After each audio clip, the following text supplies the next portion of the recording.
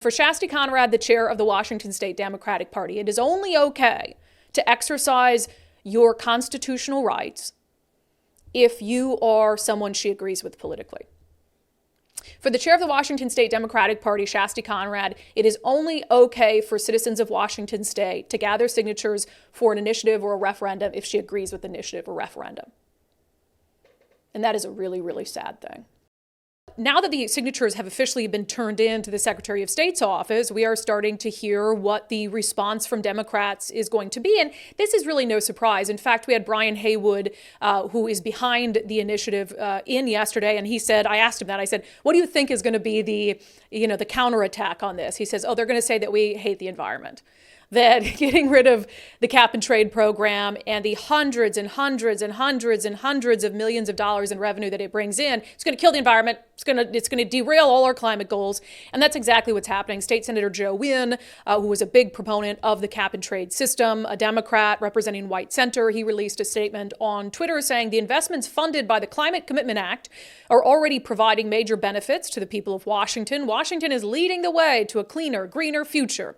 And we can't stop our climate progress. We need to defeat climate change and rein in the pollution that the oil and gas industry is causing across our state and nation. The Climate Commitment Act is how we make that happen. You'll notice there's no mention there about the other implications of the Climate Commitment Act, which is putting a strain on working class people.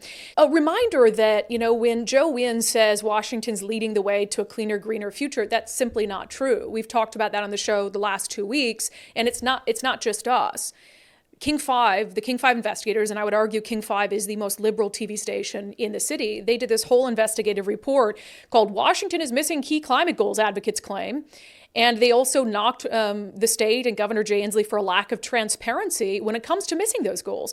In Washington state, people are recycling less, not more. Carbon pollution is up, not down, despite all these programs they've put into place and these goals that they've set. And the current carbon tax, it's bringing in more money than our state government ever imagined. So much so that they're going to have to genuinely search for ways to spend it all.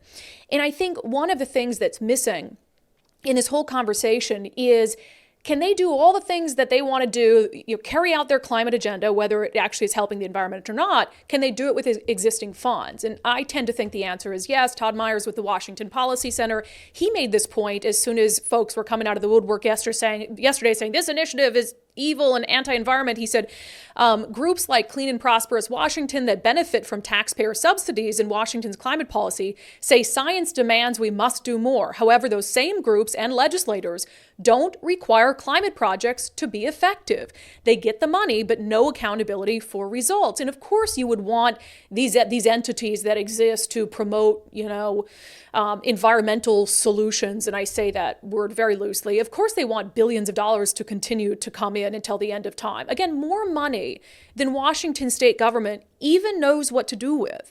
And the idea that you have a group of legislators and these climate activists who think that the only possible way to improve the environment is to make working class people suffer, that can't be it. If that's the case, then you either need to find a different job or we can replace you with people who can be more creative, or you need to really think long and hard about your priorities and where you're spending your money.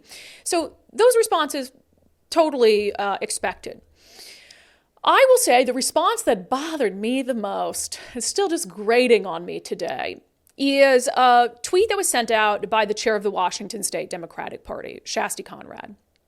And I find her words to be incredibly insulting to the roughly 420,000 people who took the time to sign this initiative. Here's what she said. She said, I guess when you keep losing elections and you are do-nothing legislators, you try to buy policy. But we're not going to let them do that, Wash Dems. Decline to sign these ridiculous petitions. You try to buy policy. I guess when you keep losing elections and you are do-nothing legislators, you try to buy policy. Now, when you say try to buy policy, you're suggesting that, all 420,000 Washingtonians, registered voters who signed those petitions were bought and paid for? Now, it's true that Brian Haywood with Let's Go Washington has invested a lot of his personal money into building a successful initiative gathering effort. It is true that it uses paid signature gatherers, but that is not outside the normal, and that is legally allowed for. In fact, I was reminded of the initiative that voters in this state passed in 2018, Initiative 1639, which had to do with gun control. And when I look back at that, so Initiative 1639, gun control, they started collecting signatures for it in 2018. And they started collecting those signatures to put this initiative on the ballot, despite the fact that Democrats were in control of the House, the Senate, and the governor's office in Olympia. So you couldn't get through these gun control policies on your own. Does that make you do-nothing legislators, as you're now accusing Republicans of? I mean, Republicans don't have control of anything. So yeah, they can't do much of anything. But you guys had, in 2018, full legislative control of the governor's office, and you couldn't push through your gun agenda. And so there was an initiative gathering effort to put Initiative 1639 on the ballot. And you know what you did to get enough signatures? You used paid signature gatherers. So are you now, because you're do-nothing legislators, did you in 2018 try to buy policy? You did the exact same thing in 2018 to push through gun control policies and have voters weigh in on them that Let's Go Washington is doing now with this initiative to try to repeal the carbon tax. And I'd also note that when signatures were turned in for 1639 in 2018, there were far fewer signatures. They turned in 360,000 signatures. Let's Go Washington just turned in 420,000.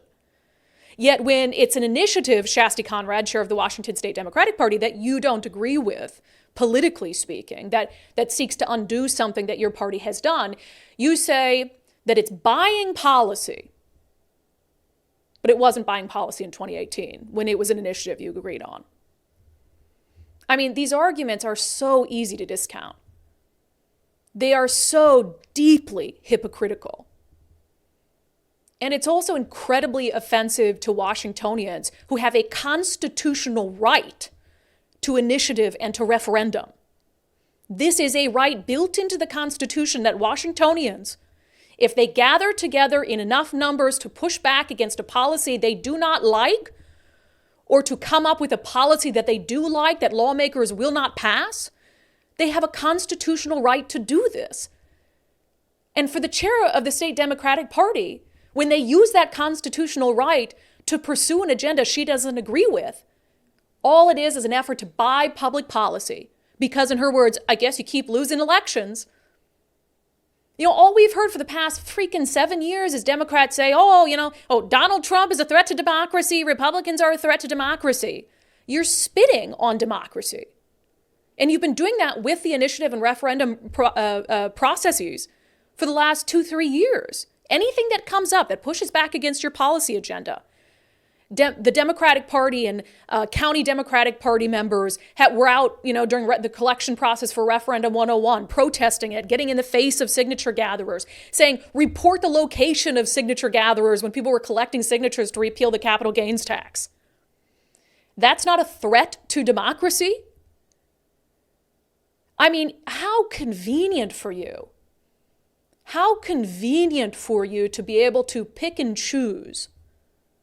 To be able to pick and choose what aspects of democracy are okay with you. When it's okay for someone to exercise their constitutional rights. And for Shasti Conrad, the chair of the Washington State Democratic Party, it is only okay to exercise your constitutional rights if you are someone she agrees with politically. For the chair of the Washington State Democratic Party, Shasti Conrad, it is only okay for citizens of Washington State to gather signatures for an initiative or a referendum if she agrees with the initiative or referendum. And that is a really, really sad thing.